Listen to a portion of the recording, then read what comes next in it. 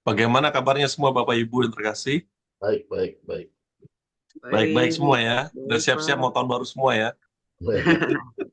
Siap Pak. Saya kemarin saya kemarin diskusi dengan beberapa teman di kantor juga. Saya bilang tahun baru, tahunnya berubah. Tapi bagaimana kita? Apakah kita bisa berubah? Terutama untuk yang sudah mengenal Kristus kan. Nah, bagaimana kalau kita masih sama-sama aja? Jadi berbagai tawaran juga sudah menanti. Misalnya resolusi untuk menguruskan badan, resolusi untuk belajar lagi, ilmu lagi, ada lagi resolusi untuk sekolah lagi, ada lagi resolusi untuk mengatur keuangan. Tapi bagaimana kita sebagai umat pilihan Tuhan Yesus di dalam menghadapi tahun 2024, terutama tahun ini adalah tahun yang sangat menentukan. Ya sebetulnya tiap tahun adalah menentukan, tiap hari adalah menentukan. Saat yang tidak menentukan adalah saat di mana kita sudah tidak berada lagi di dunia. Artinya ya saat Tuhan sudah memanggil kita pulang. Jadi topik ini selalu diingatkan kita kembali pada saat kita membuat suatu resolusi baru. Jadi puji Tuhan kalau saya persiapkan ini dalam minggu-minggu yang lalu, saya katakan bahwa apa yang kita bisa lakukan untuk menghadapi hari-hari ke depan, terutama apalagi bangsa Indonesia sudah memperingati pemilu lagi. Gak terasa, sudah 5 tahun berikutnya lagi, sudah muncul lagi, kembali lagi. Dan ini sangat menentukan sekali buat bangsa kita, terutama bangsa Indonesia. Semoga pilihan kita nggak salah, pilihan kita nggak tepat. Ya, beberapa kali saya bilang ganti manajemen, ganti sistem, ganti pemimpin, ganti kebijakan, ganti policy. Demikian pula dengan Amerika di mana saya tinggal saat ini, saya lihat semuanya sama sebetulnya. Semuanya sebetulnya sama. Artinya apa? Artinya saya pun juga ketar-ketir juga, agak-agak bimbang juga. Saya memilih siapa di tahun ini? Apakah saya memilih Partai Republik atau memilih Partai Demokrat? Nah mungkin Bapak Ibu Saudara-saudara terkasih juga bingung juga kan. Makanya kita perlu bertanya dengan Tuhan. Berapa kali saya sudah nyatakan bahwa tidak ada hal yang tidak Tuhan tahu. Jadi Tuhan Yesus sudah tahu semua ke depannya bagaimana. Apa yang terjadi ke depannya, 5 tahun ke depan ini, siapa pemimpinnya, tanpa kita tahu, sudah tahu. Jadi topik saat ini adalah sangat penting bagaimana kita bisa memperbaharui. Ya, sebetulnya renewing our mind itu every day. Apalagi kita sebagai murid Kristus yang baik, murid Kristus yang sudah mengenal firman Tuhan dengan baik. Ini terambil dari kitab Roma 12 ayat 1 dan 2.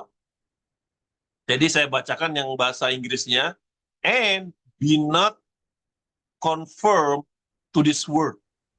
Underline this word. Artinya kita nggak boleh sama sebetulnya. Kita nggak boleh sama, kita nggak boleh identik dengan dunia ini. Tapi kita harus berubah, transformasi. Artinya transformasi ya by renewing our mind. Yang dimaksud oleh Tuhan Yesus mind itu sebenarnya juga semua dalam keadaan tubuh, jiwa, raga kita. Di mana kita sudah murid Kristus, kita sudah menerima keselamatan. Ya. Jadi kalau dalam bahasa Inggrisnya ini sudah jelas sekali bahwa inilah persembahan kita yang hidup. Jadi tubuh kita inilah persembahan kita yang hidup. Jadi seringkali kita kan mengatakan bahwa nyantai aja lah gitu loh. Artinya kita nggak perlu takut dengan keadaan segala macam dunia ini. Ya memang kalau kita beserta dengan Tuhan Yesus. Tapi bagaimana kita bisa memfilter apakah kita sudah di dalam Tuhan dengan sungguh atau belum? Mungkin banyak Bapak Ibu Saudara sudah menerima keselamatan, tapi apakah benar-benar kita sudah menerima Tuhan Yesus sebagai juru selamat secara pribadi? menerima konsep keselamatan dengan baik, mungkin lain kali saya akan sharing juga tentang konsep keselamatan, karena itu merupakan satu doktrin yang paling penting, di mana iman kita pertaruhkan kepada Tuhan Yesus. Tuhan Yesus adalah Allah yang hidup. Jadi dalam kitab Kidung Jemaat Bahasa Indonesia, KJ, itu dia bilang persembahan yang benar. Nah, saya nggak mempermasalahkan benar atau hidup, tapi yang jelas dua-duanya hampir sama konsep. Artinya kalau kita memberikan persembahan tubuh jiwa raga kita dengan benar, ya itulah tubuh jiwa raga kita yang hidup. Jadi beberapa waktu lalu saya sharing juga tentang 7 Deadly Sins, 7 dosa mematikan, di mana semua tercakup dalam tubuh kita, dari mulai ujung rambut sampai ke ujung kaki. Mulai dari tangan, mata, kuping, telinga, semua itu dirancang Tuhan untuk kebaikan Dia, untuk kemuliaan Dia, untuk worshiping Dia. Apakah kita sudah mempergunakan itu semua?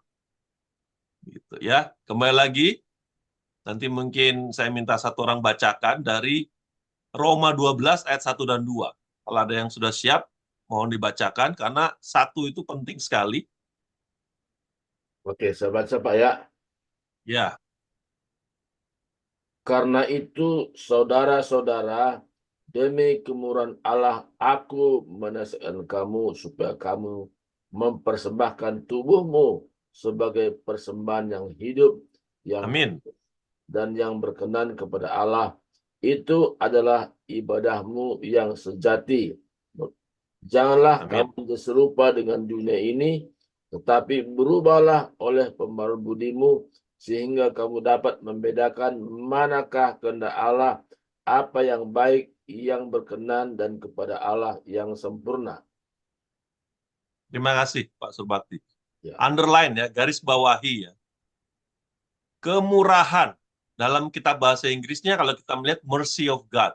Jadi pengampunan dari Tuhan. Jadi pengampunan itu memang Tuhan berikan setiap saat, tapi kita jangan permainkan Tuhan. Seringkali kan ada lagi konsep hyper grace. Oh, kita boleh ngapa-ngapain aja, tapi ya sebenarnya enggak juga. Memang Tuhan itu mengampuni kita setiap saat, tapi jangan diulangi lagi dosa yang itu-itu juga. Mungkin Bapak Ibu sudah tahu tentang perempuan yang jadi prostitut, yang jadi pelacur. Saat dia melakukan dosa itu, Tuhan Yesus bilang apa? Pergilah, dosamu sudah diampuni dan jangan ulangi lagi. Demikian pula dengan kita.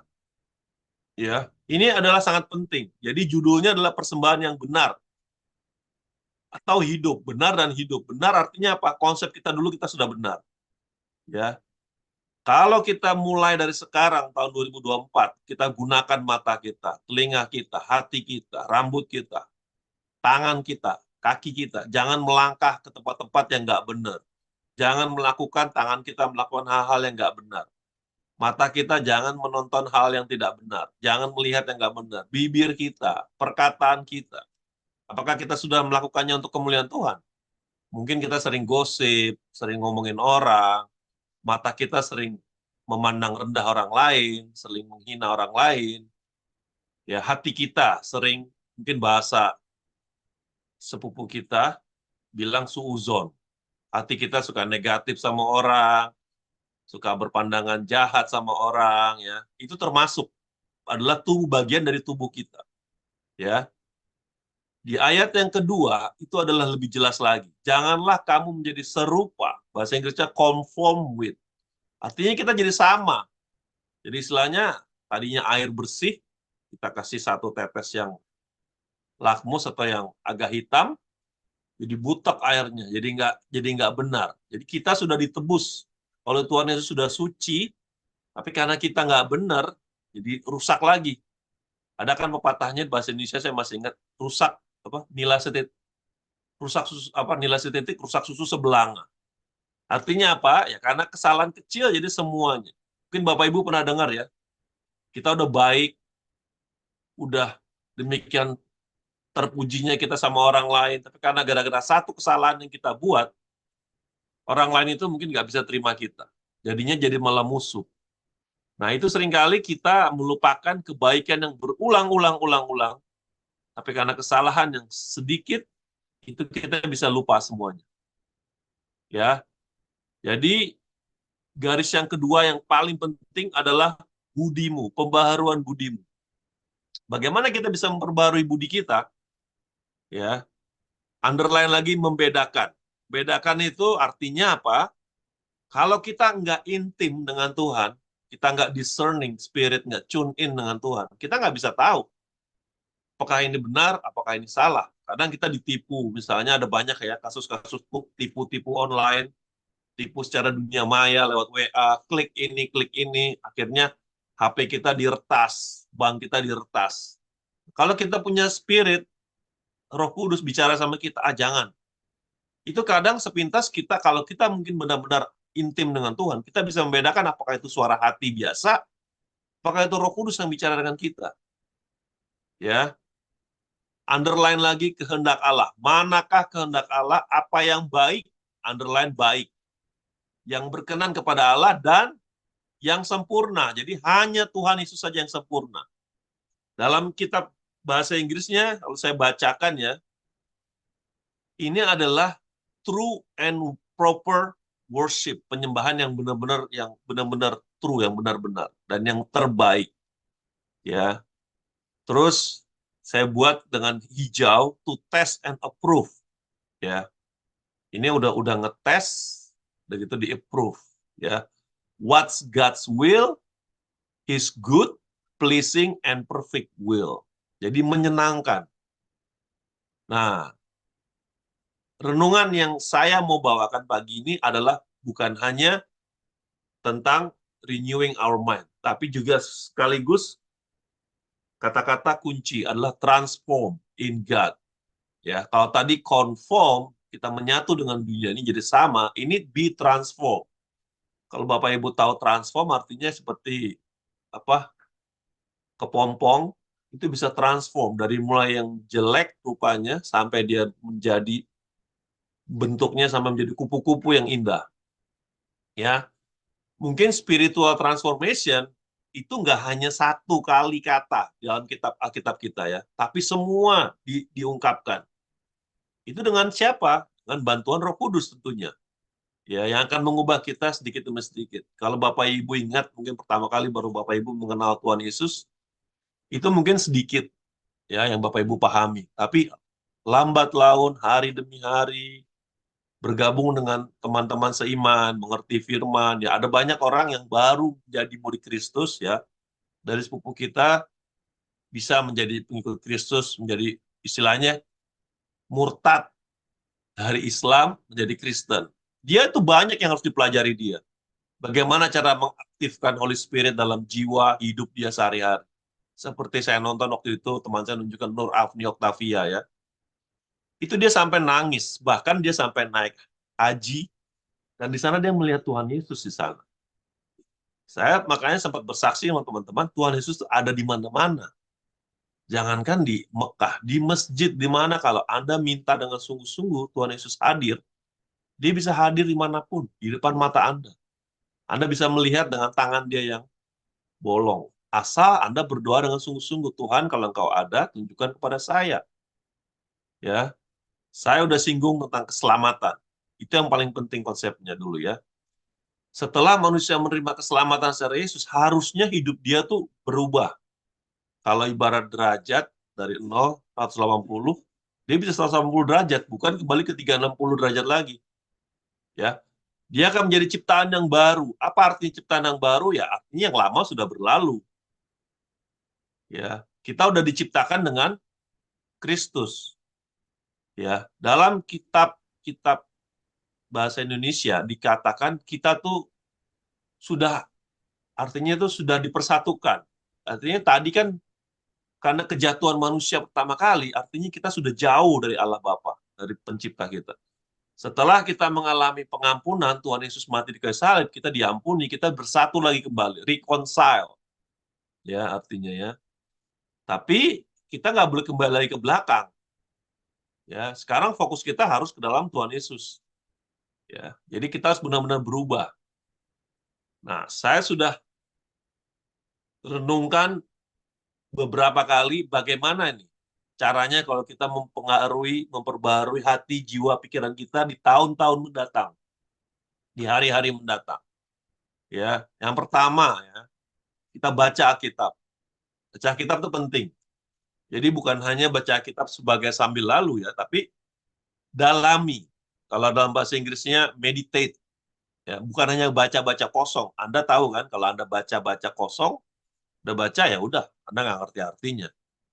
Tapi kalau nggak ngerti artinya, tanya dengan tim leader Anda, dengan teman-teman, dengan pendeta, apa sih maksudnya ayat ini?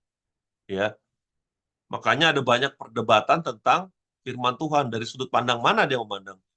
Ya, dalam kitab 1 Yohanes 3 ayat 1, kita lihat semua yang Tuhan sudah ciptakan kita, semua untuk kebaikan kita. Roma 8 ayat 28.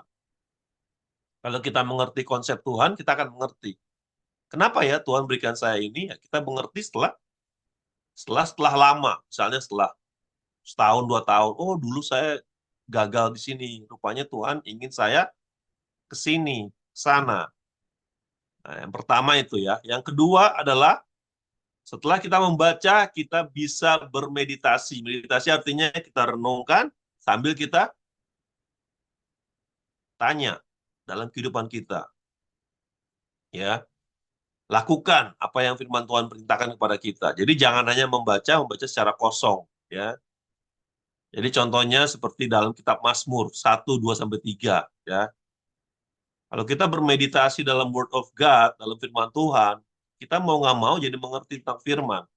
Itu menjadi basic kita, fondasi kita dalam kehidupan kita.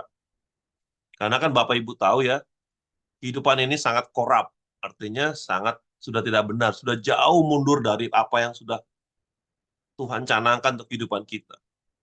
Ya, ini sangat penting. Meditasi dalam firman juga bisa dalam grup, bisa dalam pribadi, dalam kelompok kecil, kelompok tumbuh bersama. Yang berikutnya adalah dibarengi dengan doa. Doa secara setiap saat. Jadi bukan hanya doa saat kita butuh Tuhan. Jadi doalah saat kita ada masalah, nggak ada masalah, minta apa, nggak minta apa, juga penting. Jadi dengan doa juga kita diingatkan kembali sama Tuhan. Tuhan, Engkau inginkan apa di tahun 2024 dan ke depannya? Apa yang saya bisa lakukan untuk melayani Engkau? Tuhan ingin apa dari saya? Pelayanan di mana? Bagaimana dengan keluarga saya, pasangan saya, anak saya, saudara saya, tetangga saya?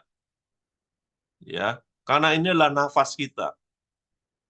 Dalam berbagai konteks, mungkin kita lebih dibandingkan sepupu kita ya. Kalau mereka bisa berdoa sholat 5 kali, Anda harus lebih dari 5 kali. Jadi itu yang paling penting. Ya, karena dalam doa juga kita beroleh kekuatan. Itu menjaga kita juga dari apapun yang masuk ke dalam pikiran kita. Karena pikiran itu sangat penting. Begitu pikiran negatif masuk, itu bisa pengaruh ke jiwa kita. Ke hati kita terhadap sesama, terhadap Tuhan juga. Ya. Yang berikutnya adalah selalu dengar-dengaran. Ya.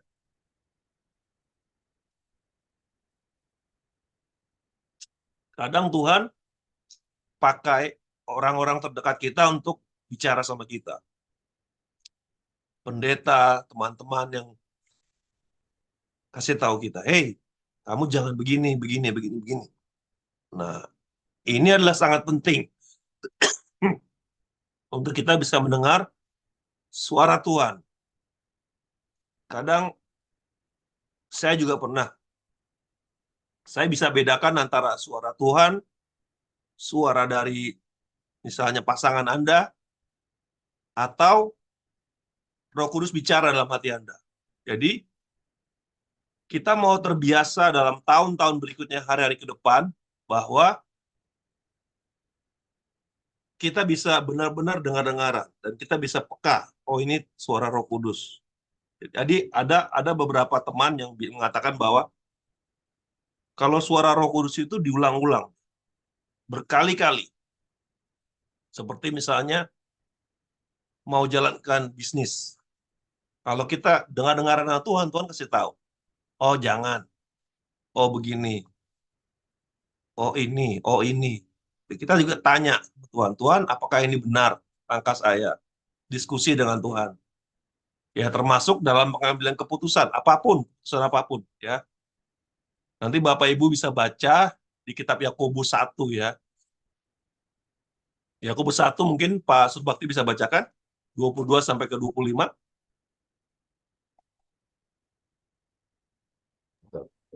Yakobus 1 ya.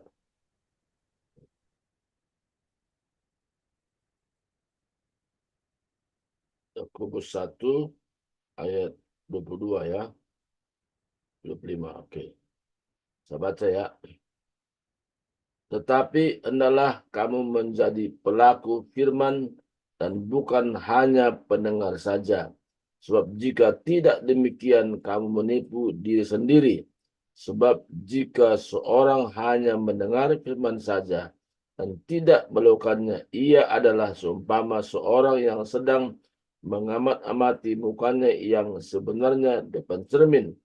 Baru saja ia memandang dirinya, ia sudah pergi atau ia segera lupa bagaimana rupanya. Tetapi barang siapa meneliti hukum yang sempurna, yaitu hukum yang memerdekakan orang, dan ia bertekun dalamnya. Jadi bukan hanya mendengar untuk melupakannya, tetapi sungguh-sungguh melakukannya. Ia akan berbahagia oleh perbuatannya. Ya, terima kasih. Amin. Terima kasih Pak Surbakti. Ya, jadi kembali firman Tuhan menegaskan kepada kita lagi, kalau kita mengerti firman, apapun, kita udah baca, kita udah meditasi, tapi kita juga nggak melakukannya, ya berarti sama juga bohong kan? Kembali lagi ke konsep dua hukum utama. Kalau kita mencintai Tuhan, harusnya kita melakukan perintah Dia. Tapi kenapa banyak anak-anak Tuhan tidak melakukannya? Gitu loh. Jadi tanggung. Jadi kita cinta Tuhan, tapi kita juga nggak melakukannya. Gitu. Jadi kita bermain di dua sisi, dua muka. Makanya kan dia bilang apa? Firman Tuhan bilang apa? Kita seperti ngeliat di kaca, jadi kita seperti orang hipokrit, orang munafik. Kita nggak ngerti apapun. Kita baca, kita melakukan. Kita ke gereja, tapi kita pulang gereja gitu lagi. Makanya kan kalau seseorang hamba Tuhan misalnya, worship, jadi pemimpin pujian, dia mungkin dipuji-puji ya di gereja, pemimpin pujian. Tapi begitu dia keluar dari congregation, dari jemaat, banyak orang melihat dia. Lebih banyak lagi, banyakkan mana? Di tempat gereja itu atau di luar? Di tempat kerjaan di luar lebih banyak lagi manusia yang melihat dia. Jadi harusnya apa? Kita konsisten. Jadi bukan pada saat kita di gereja saja, atau bukan saja kita di rumah, tapi setiap saat.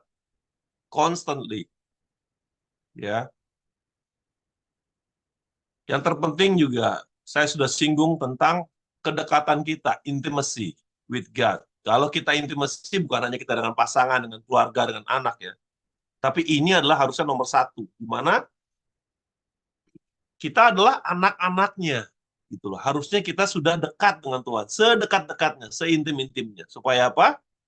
Supaya kita juga diperingati sama Tuhan. Kalau kita melangkah salah, bicara salah, oh, saya sudah melukai hati teman saya, tanpa saya sadari, misalnya saya ngomong agak keras, atau saya bicara agak keras. Ya, ini adalah penting. Kitab Kolose, pasal 3, nanti Bapak Ibu bisa baca ya, ini untuk yang terpenting. Begitu kita transformasi dalam Tuhan ini, untuk kehidupan kita hari ke depan, pikiran kita harusnya setnya bukan di earthly thing lagi, bukan yang di dunia lagi. Bukan berarti kita nggak boleh bekerja, nggak boleh ingin itu, bukan. Tapi yang terpenting adalah tentang heaven things. Pemikiran kita adalah artinya apa? Matius 6:33 apa? Cari dahulu kerajaan Allah dan kebenarannya. Kerajaan Allah itu larinya ke spirit, ke heaven. Bukan yang di earth. Makanya Tuhan Yesus selalu berkata apa? Dunia saya, kerajaan saya, bukan kerajaan di sini. Kerajaan saya itu di sana. Tapi Pontius Pilatus dan semuanya menganggap dia mau menyaingi kerajaan Romawi, bukan. Jadi salah-salah tanggap. Ya. Kerajaan saya bukanlah di sini. Tuhan Yesus bilang apa? Kerajaan saya adalah kerajaan yang eternal, heaven, not earth. Earth ini hanya temporary. Ya, kalau Bapak Ibu sudah saksikan sekarang udah tambah semakin dekat Tuhan Yesus datang. Kenapa? Karena tandanya sudah jelas. Kalau kita bisa baca kitab Wahyu, berarti Bapak Ibu ikut atau bisa cari nubuatan kitab Wahyu, di mana sekarang perang Rusia dan Ukraina juga masih berlanjut. Itu semua udah dinubuatkan. Jadi bersiap-siaplah karena tangan Tuhan Yesus sebentar lagi akan datang. Ya. Yang terakhir, kepercayaan. Bagaimana menimbulkan kita kepercayaan bahwa Tuhan yang akan memimpin kita, langkah-langkah selanjutnya, tahun 2024 dan seterusnya. Bukan hanya 2024 saja. Jadi ada banyak teman, saudara, teman-teman yang terdekat, ya, yang nggak sampai di akhir penghujung 2023 ini. Mungkin meninggal minggu lalu, tahun lalu, atau 6 bulan lalu, berapa bulan lalu, ya. Ini sebenarnya sedih. Kenapa? Karena nggak sampai akhir tahun ini. Tapi kalau kita mau memberikan trust kita, trust itu susah ya. Trust itu harus dikejar, harus dilakukan. Jadi nggak gampang kita percaya dengan orang, itu harus dengan waktu, dibuktikan dengan waktu dan kepercayaan kita. Ya. Tapi kita seringkali juga punya kepahitan. Mungkin Bapak Ibu pernah mengalami bahwa kenapa ya Tuhan, saya melayani Tuhan, semuanya saya sudah dedikasikan kepada Tuhan, tapi hidup saya begini, anak saya begini, pasangan saya begini. Mungkin ada yang salah dalam pengharapan kita kepada Tuhan. Jadi seringkali manusia hanya mengharapkan berkat, padahal itu konsep terus dirubah. Ya, berkat itu bukan dalam arti kata materi semata. Ya, ada banyak orang yang salah menerjemahkan, makanya ada prosperity gospel. Kenapa? Karena mereka hanya berpikir tentang earthly things, hanya berpikir dengan possession, kepemilikan. Dalam artinya apa? Ya harta, uang, segala macam ya, mobil mewah, rumah mewah, makanan yang enak. Bukan itu yang kita kejar. Kenapa? Karena itu semua temporary, gitu loh. Dan itu nggak membawa kita kepada keselamatan yang kekal. Ya, kita mau percayakan kepada Tuhan penyertaan kita, penyertaan Tuhan, kesehatan kita. Dan yang terpenting, keselamatan kita terhadap Tuhan sudah secure, sudah aman. Jadi nanti kalau ada pertanyaan, apa resolusinya? Saya yakin Tuhan, bahwa saya akan bersama dengan engkau di Taman Getsemani. Ya, dalam kitab-kitab firman Tuhan sudah dibilang berapa kali. Kita harus percaya teguh dengan Tuhan Yesus yang telah menyertai kehidupan kita di hari-hari selanjutnya. Ini juga menjadi refleksi balik untuk kita bahwa kalau Tuhan pernah menyelamatkan Raja Daud, Tuhan pernah menyelamatkan saya waktu SD, waktu SMP, waktu SMA, saya hampir mati. Tuhan juga pasti menyelamatkan kita di tahun-tahun berikutnya. Ya, semoga firman Tuhan pagi ini bisa menguatkan kita semua dalam menghadapi tantangan ke depan, tantangan milenial, tantangan IT, teknologi komputer, tantangan penjahat-penjahat, anti-Christ, ya, yang semuanya hanya mencari 3P. Power, ya, kekuasaan, 2 possession, harta benda, uang, permata, rumah, mobil mewah, segala macam. Yang ketiga adalah pride, kebanggaan yang berlebihan. Ya, pride itu juga bahaya. Kalau pride itu tidak disertai dengan kemuliaan Kristus, itu bukan pride yang sejati. Pride kita hanya di dalam Tuhan Yesus saja, bukan di dalam kehidupan kita. Seperti ada berapa kali saya dengar berita, saya nih, kalau bukan karena saya, mana bisa dia begitu. Itu termasuk pride. Yang padahal, itu nggak ada artinya. Ya, saya kalau ditanya orang, Bapak kalau Bapak pilih presiden siapa? Saya tidak pilih siapapun, karena semuanya bukan murid Kristus. Semuanya nggak mengenal Kristus secara pribadi. Tapi, kita tanya Tuhan, karena hanya Tuhan yang bisa memutuskan siapa pemimpin. Karena pemimpin di dunia itu, lewat Tuhan juga penyertaannya. Ya, saya ingin cari pemimpin yang takut akan Tuhan. Itu udah lebih dari cukup. Kalau dia takut akan Tuhan, ya automatically dia akan memimpin bangsa itu dengan benar. Tidak dengan brutal, tidak dengan money spending, tidak dengan corruption, tidak dengan KTBLC, KKN, dan segala macam. Ya, mari melangkah dengan iman, karena Tuhan Yesus sudah janji kepada kita bahwa kita sudah aman dalam pelukan Dia. Terima kasih, Bapak Ibu terkasih. Tuhan Yesus memberkati. Selamat menyongsong tahun baru. Haleluya, amin.